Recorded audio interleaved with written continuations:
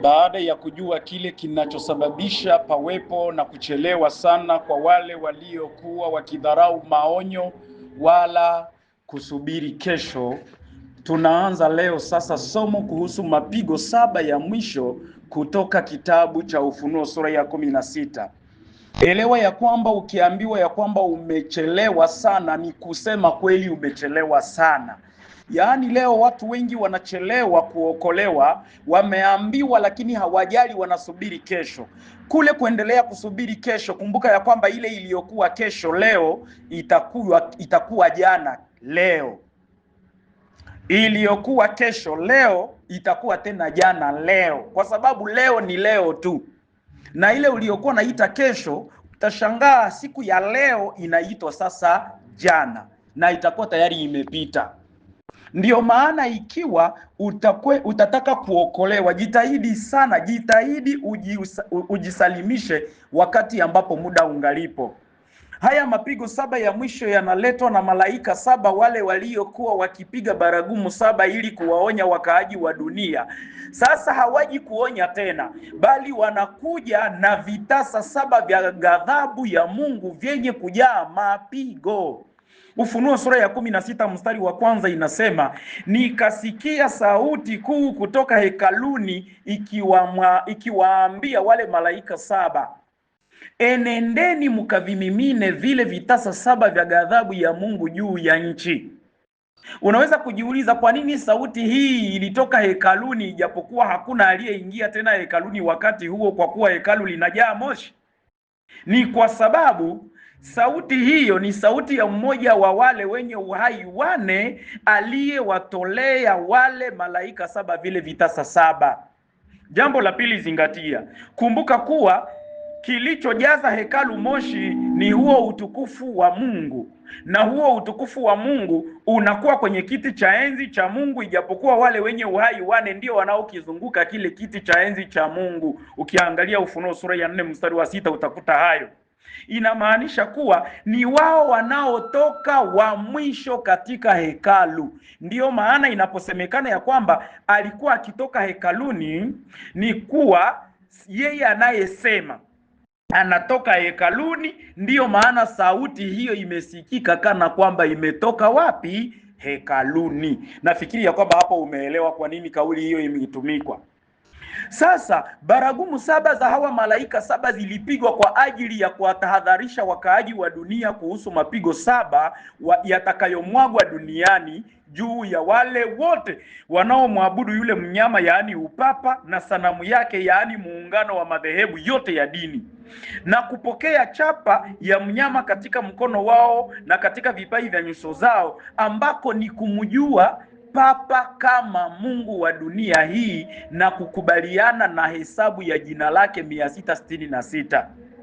Sasa Biblia inasema vizuri ya kwamba haya mapigo yataonekana ni kabla Yesu hajaja.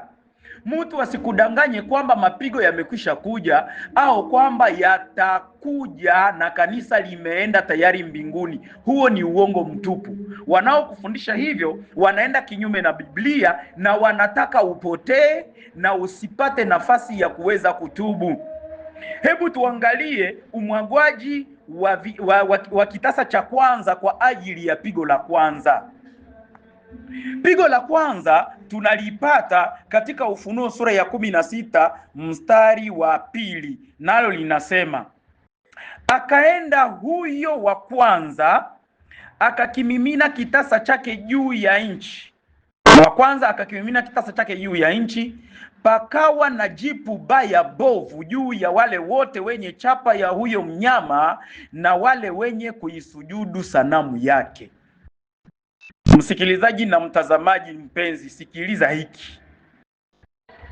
Jipu baya bovu juu ya kila mtu aliyekubali kuipokea chapa ya mnyama na kuiabudu sanamu yake.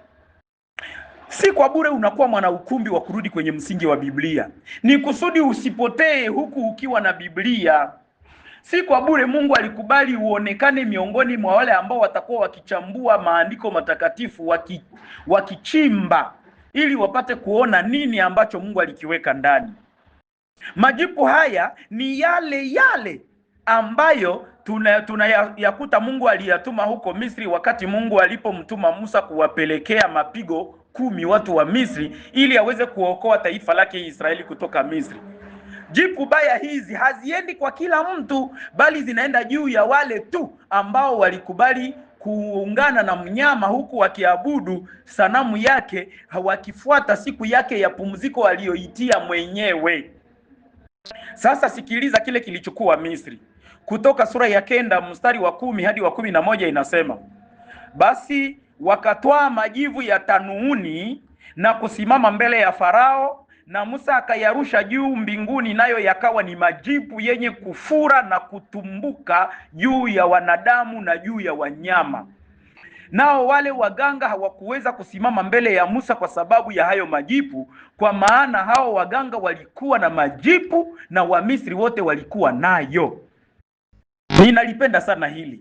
Acha tu tuteseke, acha watudharau, acha watufanyizie mabaya yote wanayokusudia kuyafanya, kwa sababu wanaona ya kwamba sisi tunajinyenyekeza na kuwa wale ambao wanafata kile ambacho wao hawataki. Wale wote ambao wataendelea kukaa kwenye msingi wa Biblia watachukiwa na watu wote duniani, na wataonekana kwamba ndio wanaofanya kwamba amani isiwe duniani.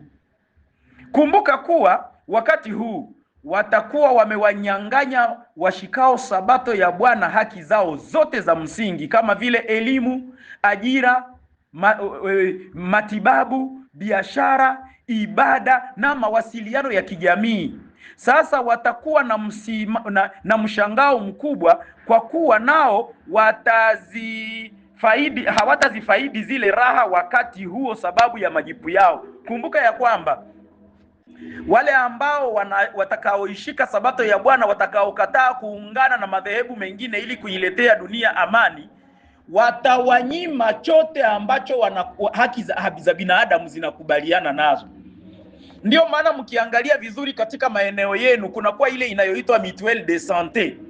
Chunguza ndani vizuri, mutuelle de santé ndani yake utakuta ya kwamba inaongozwa na shirika moja linalokuwa na uwezo ulimwenguni, tutakaloliona katika Ufunuo sura ya 17. Ni kanisa la Kirumi ndilo linalosimamia mambo kama hayo. Na utakuta unapotaka kutunzwa, unapokuja kwa matibabu mahali fulani katika hospitali zile kubwa kubwa zinazosimamiwa nao, wanakuuliza majina yako, wanakuuliza umri wako, ni kawaida. Wanaweza kukuuliza unatokea wapi, ni kawaida. Lakini kuliko kukuuliza kabila lako, watakuuliza dini lako. Na baada ya kujua dini lako, hilo itawapatia msimamo wa kujua watakutunza wakizingatia masharti gani. Subiri kile kitakachotokea baadaye, ndipo utanikumbuka. Yaani hili pigo la kwanza litakapoanguka, ikiwa litakugusa ndugu yangu, dada yangu, jua ya kwamba tayari utakuwa umeukosa uzima wa milele, na singelipenda iwe vile kwangu, vile vile singependa iwe vile kwako. Hebu tuangalie pigo la pili.